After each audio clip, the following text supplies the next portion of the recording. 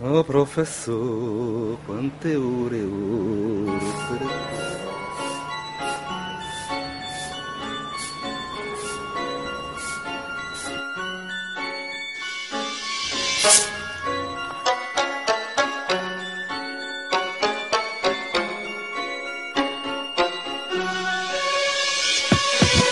Studenti di tutta Italia, unitevi, unitevi, unitevi, unitevi.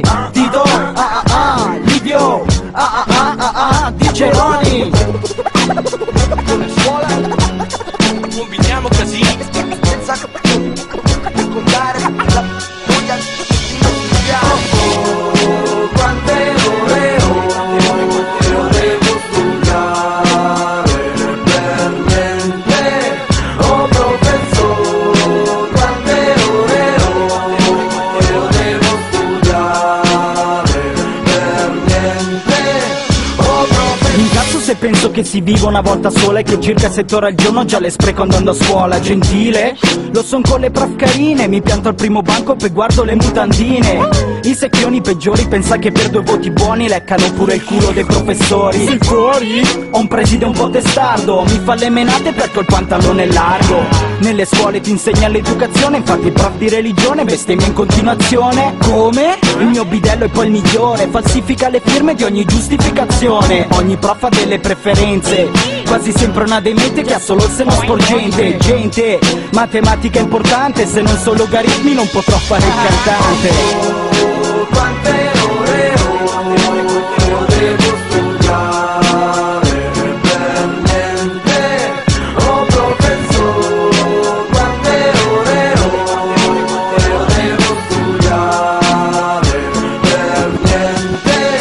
Oh professore, ogni giorno devo andare alla scuola. Livio, svegli ora! No mamma, non buttarmi giù dalle lenzuola, vorrei dormire ancora un'altra mezz'ora. Non c'è storia, chiamo papà se non vai a scuola! Ma cosa serve se non capisco niente? La prof sarà assegnata a metà assente quando sono presente. Continua a mettermi da...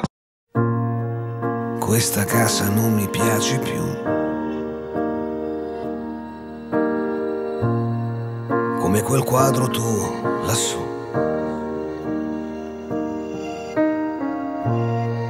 Vorrei buttare quel divano che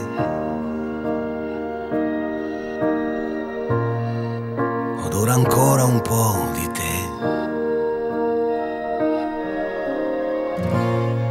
Sì, questa storia non c'è più, perlomeno sembra. L'hai cancellata a un tratto tu, quando sei andata via così, senza parlare, senza dir niente, come un fantasma sempre presente.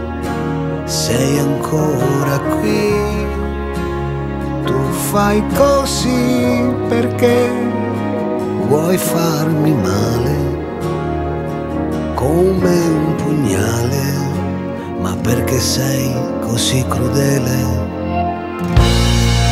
L'altra sera ho invitato a lei una ragazza come te, forse sai, ancor più bella. Ci ho provato, lo confesso, ma mi sentivo stretto lì, rinchiuso lì, in una cella. Sono rimasto in silenzio io, molto freddo e assente, per la prima volta in vita mia, quasi quasi impotente, anzi peggio, indifferente. Dove sei e con chi sei, mister nessuno ti sta abbracciando, e forse tu ti stai accorgendo che davanti a te c'è un forestiero, forse è sincero ma senza familiarità. Io migliore, forse no, ma certamente so che dici bellissima, ma dove sei? Non è cambiato il nostro sentimento, e nonostante sia passato il vento, noi come erba ci siamo fessi a terra, sempre vivendo questa nostra guerra. Ci siamo amati senza mai scordare che non esiste un altro grande amore. Ci siamo odiati qualche volta, è vero, rendendo tutto solo più sincero. Nessuno ti sta abbracciando, mentre tu invece mi stai pensando.